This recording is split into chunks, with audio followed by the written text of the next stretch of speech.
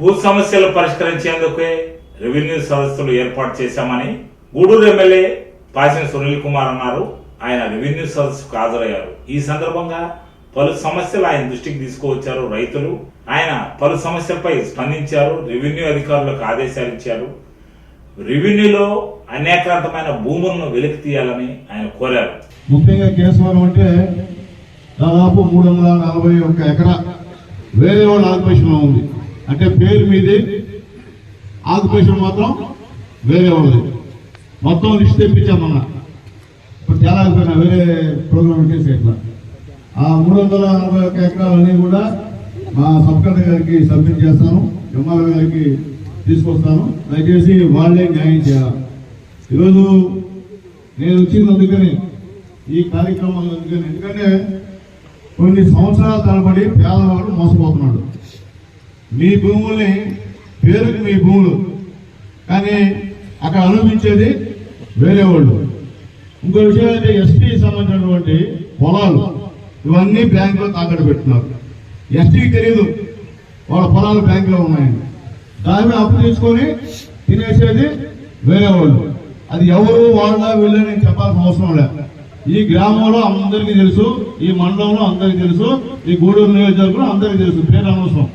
ఎందులో చెప్తానంటే, గతంలో ఎక్కడ ఏ పార్టీ ఉంటే ఆ పార్టీలోకి వెళ్ళి అక్కడ వాళ్ళు అడ్డం పెట్టుకొని ఈ కార్యక్రమాలను చేస్తూ వచ్చారు.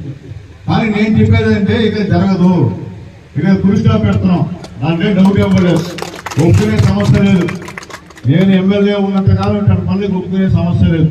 ఎందువల్లంటే పేదవాళ్ళ భూములు ఇవన్నీ కూడా పేదవాళ్ళ భూములు గవర్నమెంట్ ఇస్తే మీరు ఆకుపోయి జరుగుతానికి ఏమి ఇవ్వాల. కాబట్టి ఆలోచించుకోమని తెలియజేస్తున్నా. దయచేసి ఎవరైతే పేదవాళ్ళ భూములు ఎస్సీ ఎస్టీ బీసీల భూములు ఆకుపోయి చేశారో అవన్నీ కూడా మీరు తిరిగి వాళ్ళకి ఇవ్వమని చెప్పి మేమందరూ డిమాండ్ చేస్తున్నాం. మళ్ళీ చెప్తున్నా, వినండి. మీరు చేయకపోతే మళ్ళీ రీసర్వే చేస్తాం. ఎవరు భూమి దగ్గర వాళ్ళని పెట్టి కొత్తేసి వాళ్ళ హద్దులు రెవెన్యూ ఆఫీస్ ద్వారా వేసి వాళ్ళకి అప్పచెప్తాం. దాంట్లో డౌట్ లేదు. అట్లా ఇట్లా భయపిస్తే కొత్తగా ఈరోజు యాక్ట్ పెట్టింది గవర్నమెంట్. ఆ యాక్ట్ ద్వారా ఖచ్చితంగా మీ పైన కేసులు నమోదు చేస్తానని చెప్పి ఈ సభాముఖంగా తెలియజేస్తున్నా. కాబట్టి ఇటువంటి సర్వేకి తెలుసు, ఇటువంటి ఎంఆర్ఓ గారికి తెలుసు, ఇటువంటి ఆర్ఐ గారికి తెలుసు, అందరికీ తెలుసు ఎవరు ఈ యొక్క ఊర్లో ఈ భూముల్ని ఆక్రమించున్నారో అందరికీ తెలుసు. కాబట్టి దయచేసి అంత దూరం పోకుండా త్వరగా వెరిఫై చేసి పేదోళ్ళ భూములు పేదోళ్ళకి ఇవ్వమని చెప్పి నేను కోరుతున్నా. ఎందుకంటే చంద్రబాబు నాయుడు గారి ఉద్దేశం అదే.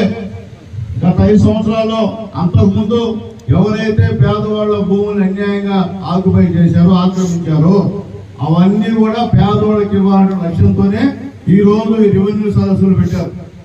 మొత్తం ప్రతి ఊర్లో కలెక్టర్ స్థాయి నుండి సబ్ కలెక్టర్ గారు, ఆర్డీఓ గారు, ఎంఆర్ఓ గారు, అక్కడ గెలిచినటువంటి ఎమ్మెల్యే ఎంపీలు అందరూ కూడా ఈ మీటింగులకి వస్తున్నారు. ఎందువల్లంటే ఇది అవసరం. ఒకవేళ సునీల్ కుమార్ ఆకుపోయి చేస్తున్నా ఎంఆర్ఓ గారు తీసేయచ్చు. ఒకవేళ ఈ ఊర్లో తెలుగుదేశం పార్టీ వాళ్ళు ఆకుపోయి చేస్తున్నా ఎంఆర్ఓ గారు తీసేయచ్చు. దీంట్లో పార్టీలకు ఏం సంబంధం లేదు సార్. పార్టీలకు అతీతంగా ఎవరైతే పేదలు ఆకుపోయి చేశారో అవన్నీ కూడా బయట రావాలని చెప్పి మా ఎంఆర్ఓ గారికి తెలియజేస్తున్నాం. ఎందువల్లంటే ఇంకా మీకు ఎవరికి స్పందన లే. మీ భూములు బ్రహ్మాండంగా ఉంటున్నట్లే. మీ భూములు ఏం పేర్లు లేవైనా మీకు అప్పులు ఉన్నాయి బ్యాంకులు. అవి వాళ్ళు కట్టకపోతే మళ్ళీ ఎండకు వచ్చి దావా వేస్తారు. వాళ్ళకి గుర్తుపెట్టుకోమని చెప్పి నేను తెలియజేస్తున్నాను. చూసా బ్యాంకులో అప్పులు కూడా నేను చూసా. కాబట్టి ఆ పరిస్థితిలో ఉన్నారు ఈ గ్రామంలో అమాయకంగా. ఇంకా అమాయకం ఉంటే ఇంకా మోసపోతారు. చంద్రబాబు నాయుడు గారు తెచ్చినటువంటి ల్యాండ్ టైటిలింగ్ యాక్ట్ కంట ఇంప్లిమెంట్ అయ్యింటే ఆ భూములన్నీ కూడా వాళ్ళ పేరు తెలిపారు. మీకు రావు. దేవుడి వల్ల చంద్రబాబు నాయుడు గెలిచారు కాబట్టి ఆ ల్యాండ్ టైటిలింగ్ యాక్ట్ రద్దు చేశాడు. కాబట్టి ఇంకా మనకి మీకు అవకాశం ఉంది, లేకపోతే మీకు ఎవరికి అవకాశం అని చెప్పి నేను తెలియజేస్తున్నా. కాబట్టి మీ అందరినీ రిక్వెస్ట్ చేస్తున్నా. ఇక్కడ మన పెద్ద అధికారులు మా సబ్ కలెక్టర్ గారు ఇచ్చున్నారు. ఆయన ఎక్కడ కూడా ఐఏఎస్ ఆఫీసర్ ఫస్ట్ టైం మన గూడూరుకి రావడం జరిగింది. ఎక్కడ కూడా నిష్పక్షపాతంగా న్యాయం చేసేటువంటి మంచి మనసు కొత్తగా వచ్చిన కలెక్టర్ ఉంటుంది.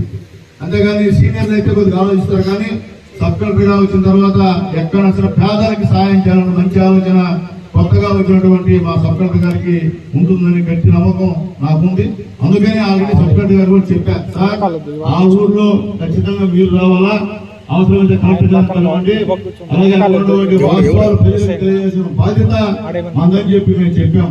ఇక్కడికి వస్తే వాటి వల్ల వచ్చేది ఇట్లా, ఇక్కడికి వస్తే మాకు టైం ఇవ్వాలా, మాకు ఇల్లు ఇవ్వాలా, లేదా మా లోన్లు ఇవ్వాలని అర్జీలు పెట్టుకోవాలి చేతుల్లో.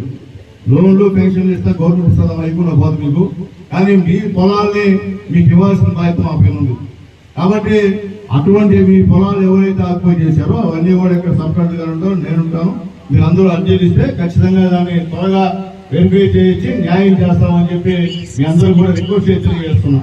మీరు ఏం భయపడిన అవసరం లేదు, భయపడుతున్నారేమో, ఆ కాలం పోయింది, ఇప్పుడు భయపడే పరిస్థితి లేదు. అప్పుడు ఊరికి ఒకడే నాయకుడు, లేదా మండలానికి ఒకడే నాయకుడు, లేదా నియోజకవర్గం ఒకడే నాయకుడు. ఈ రోజు చంద్రబాబు నాయుడు గారు, పవన్ కళ్యాణ్ గారు, మోడీ గారి సహాయ సహకారాలతో మీ అందరి అభిమానంతో నేను గెలిచా. నాకు మీరే పేదవాళ్ళు మధ్యతోళ్ళు మీరే నాకు ఓటేసింది. కోటేశ్వరుడు ఎవరు నాకు ఓటేదా? అందువల్ల చెప్పాలంటే కోటేశ్వరులకి నన్ను చూస్తే ఒక రకమైన ఈర్ష్య, కాబట్టి లోటు లేదు, నీకు గెలిస్తే ఇబ్బంది అని చెప్పి. కానీ మీ లోన్ ఇవ్వాలని అర్జీలు పెట్టుకోవాలి చేతుల్లో. లోన్లు పెన్షన్లు ఇస్తే గవర్నమెంట్ ఇస్తుందా అయిపోయిన పోదు మీకు, కానీ మీ పొలాల్ని మీకు ఇవ్వాల్సిన బాధ్యత మా పైన ఉంది. కాబట్టి అటువంటి మీ పొలాలు ఎవరైతే ఆక్యుపై చేశారో అవన్నీ కూడా ఇక్కడ సబ్ కలెక్టర్ గారు ఉంటారు, నేను ఉంటాను. మీరు అందరూ అర్జీలు ఇస్తే ఖచ్చితంగా దాన్ని త్వరగా వెరిఫై చేయించి న్యాయం చేస్తామని చెప్పి మీ అందరూ కూడా రిక్వెస్ట్ చేస్తున్నాం. మీరు ఏం భయపడిన అవసరం లేదు, భయపడుతున్నారేమో, ఆ కాలం పోయింది, ఇప్పుడు భయపడే పరిస్థితి లేదు. అప్పుడు ఊరికి ఒకడే నాయకుడు, లేదా మండలానికి ఒకడే నాయకుడు, లేదా నియోజకవర్గం ఒకడే నాయకుడు. ఈ రోజు చంద్రబాబు నాయుడు గారు, పవన్ కళ్యాణ్ గారు, మోడీ గారి సహాయ సహకారాలతో మీ అందరి అభిమానంతో నేను గెలిచా. నాకు మీరే పేదవాళ్ళు మధ్యతోళ్ళు మీరే నాకు ఓటేసింది. కోటేశ్వరుడు ఎవరు నాకు ఓటేదా? అందువల్ల చెప్పాలంటే కోటేశ్వరులకి నన్ను చూస్తే ఒక రకమైన ఈర్ష్య, కాబట్టి లోటు లేదు, నీకు గెలిస్తే ఇబ్బంది అని చెప్పి. కానీ మీ వాళ్ళు, మా పేదవాళ్ళు సునీల్ కుమార్ కోటేస్తే ఖచ్చితంగా 10 సంవత్సరాలు 2 సంవత్సరాలు తిరస్కరించిన నమ్మకంతో మీరందరూ పేదవాళ్ళు మధ్యతో నాకు కూడా గెలిపించారు.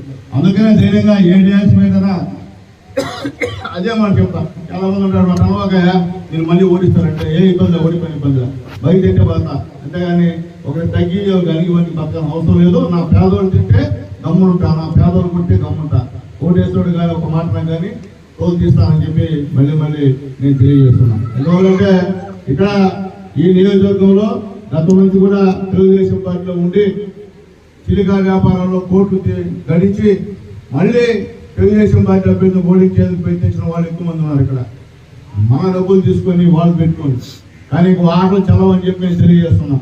ఇప్పుడు కూడా మొత్తం వెరిఫై చేస్తున్నాం.